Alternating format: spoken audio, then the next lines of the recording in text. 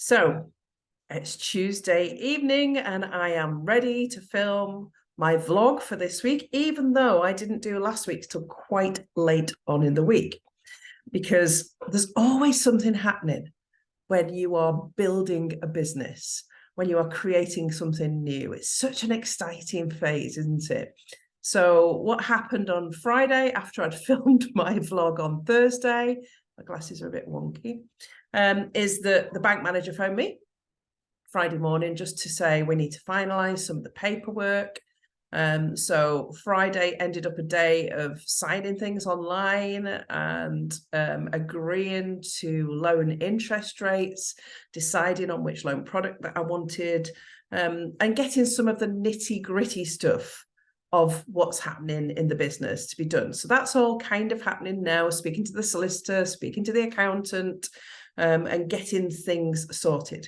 So in the next few days this week, the money should be in my bank account, which is nice, to start thinking about purchasing the shop next door and moving things forward. In the meantime, we are working really hard in the background. So today I've been going through menus with my sister, who's going to be managing and cooking in the new bistro. So we've been looking at what our menus are going to be, what our base menu is going to be, how we're going to present that, the types of, and the things that you need to go through in things like this is what does your base menu look like? What types of bread and things are we going to offer for our sandwiches and from our, for our staple products? What fillings are we going to offer? How are we going to do a really great vegan offer and vegetarian offer that makes us stand out? Because that's one of the things I want to make sure that we tick the box of in this new bistro and gallery. I want to make sure that we're not just nodding to vegans and vegetarians, that we are actually providing some really good quality, substantial offers for them so that they feel included, including gluten-free and other food allergies, so that we are catering for all of those things. Now, trying to do that and keep your menu not overcomplicated can be quite difficult. So you've got to be careful of not offering too much. It's a small bistro and gallery, not a restaurant that's going to be catering for high-end food. And that's not the sort of vibe that I want to create in there. I just want a really good quality menu. So what sorts of things are we thinking of? This is the exciting bit. I love this. So here's some of the ideas. I'm going to give you a little behind the scenes on the ideas. So when we're creating our menu, sometimes when you go in bistros and there's chalkboards on the wall and they've written everything on there and they've got, supplementary menus. We're not having chalkboards.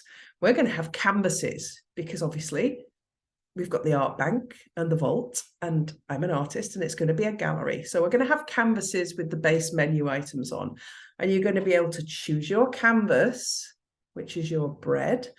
So you can choose bread or sourdough or baked potato or wraps or whatever. Choose your canvas, then choose your paint, which will be your fillings. So then we'll have the list of fillings on a canvas. We'll have these up on canvases. So I want to make the whole vibe of the place feel really different. So when you want a sandwich, choose your canvas, choose your paint. So choose your bread, choose your filling.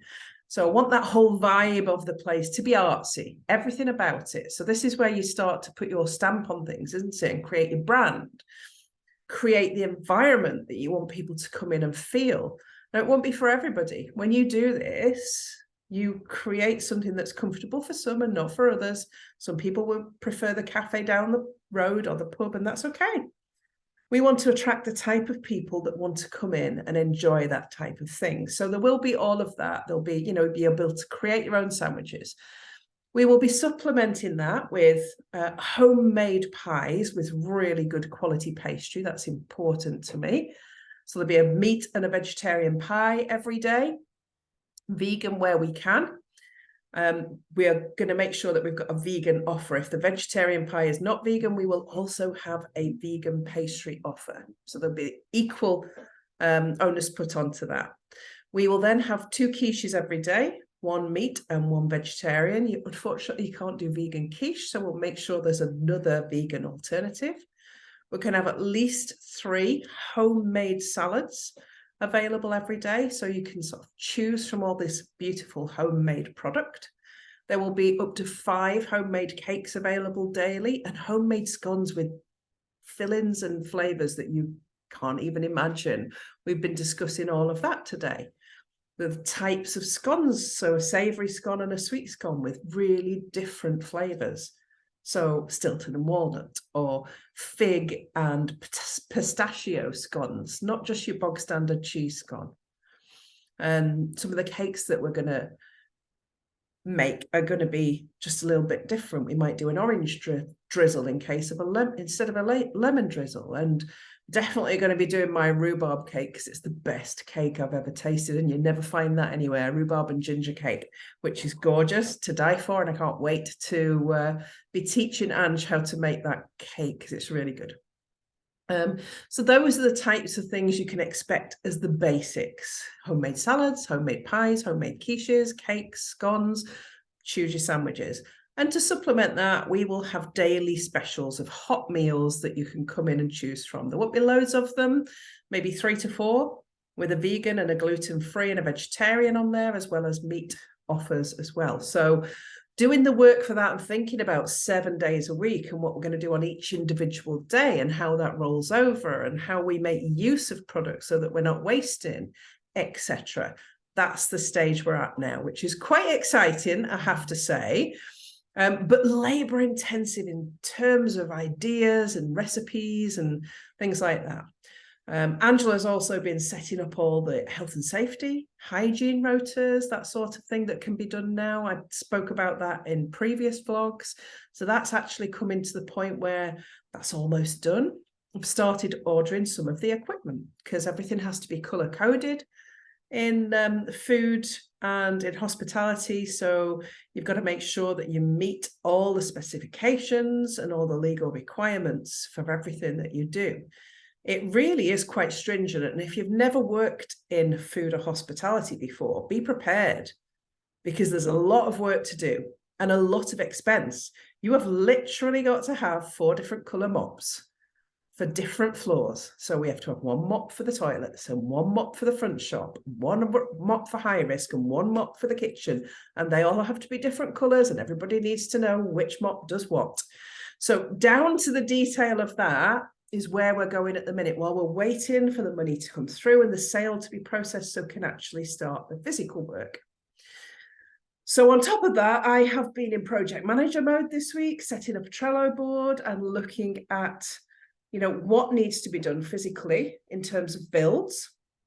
So, you know, walls knocked down, kitchens put in, decorating done, new bathrooms, things like that. So I've got that on a project management board so that I can start filling in the who's doing it, what quotes have I got, which person am I going to go with, which is the quote and the person I like the most, because it's always about people, isn't it?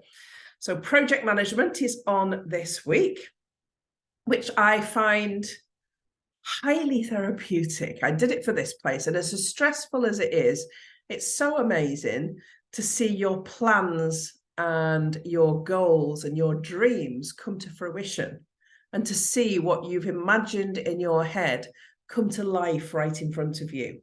I remember doing the art bank and giving the painter some of the colours for the rooms, and he was like, "You are not putting those colours together." And I'm like, "Yes, I am. Just paint it in those colours. This wall's this one."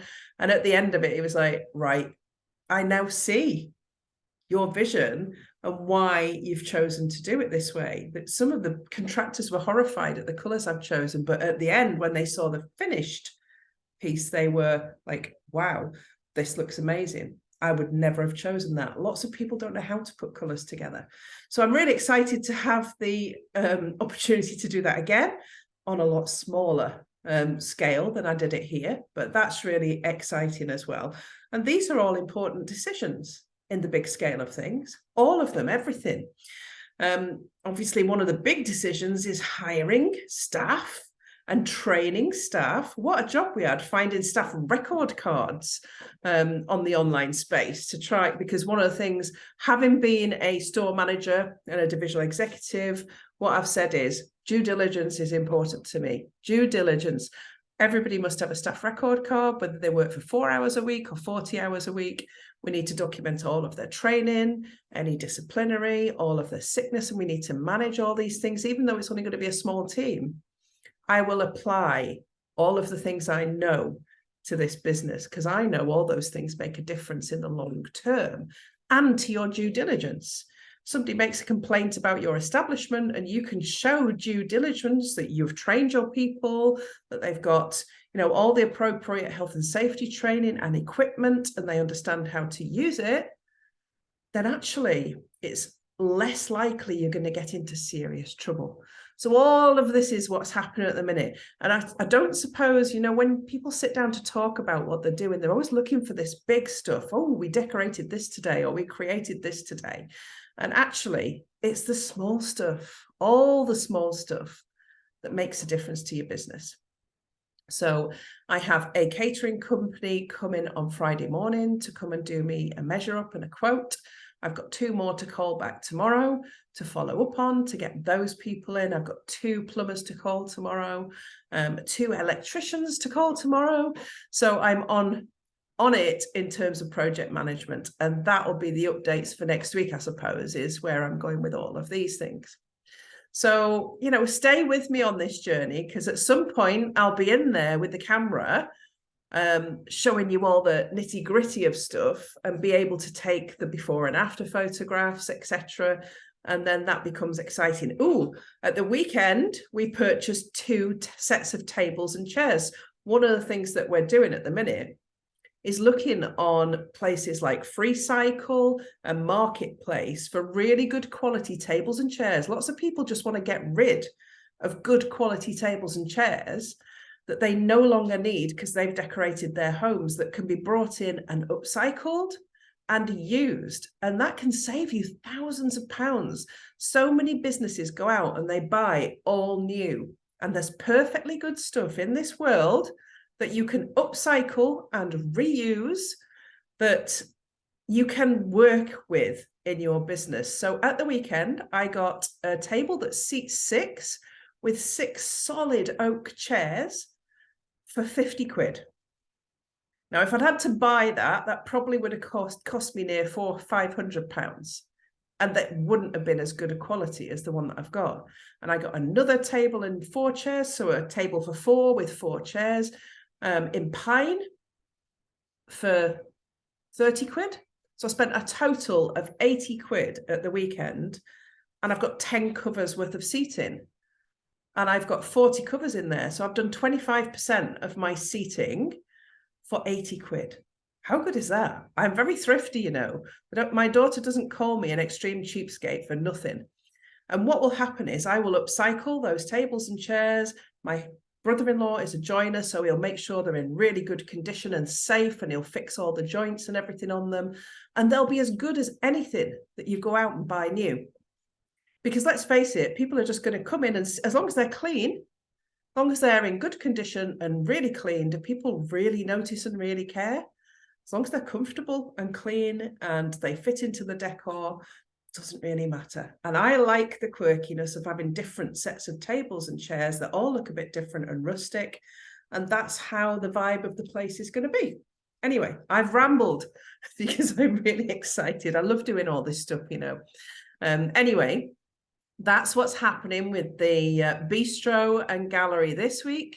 Some of the big stuff I've still got to do is to find local artists who want to come and put exhibitions in and display their work. So that's going to be a little bit down the line. But, these are even more exciting things for me, of finding these people and finding crafters that want to sell their products. I've got a huge bank of them with my own clients and my online space people. Let alone finding anybody in the local space. And, you can't have everybody all at the same time. So, yeah, there's still work to do. There's still a lot to do, but it's all good. So join me again in next Tuesday's vlog, where I will update you on what's happened in the next 7 days. And anything can happen. This much I know in business. Anything can happen. I've had a really long day today and it ain't finished yet. I've still got a couple of calls to make, and it's like nearly 8 o'clock at night already. So I'm still going to be working till around 10 tonight. Don't always do this, by the way, but when you're building multiple businesses, sometimes you gotta. Anyway, have an awesome week. I will update you next week on vlog number 6. We are 6 weeks in already by next week. Wow. All right. Bye for now.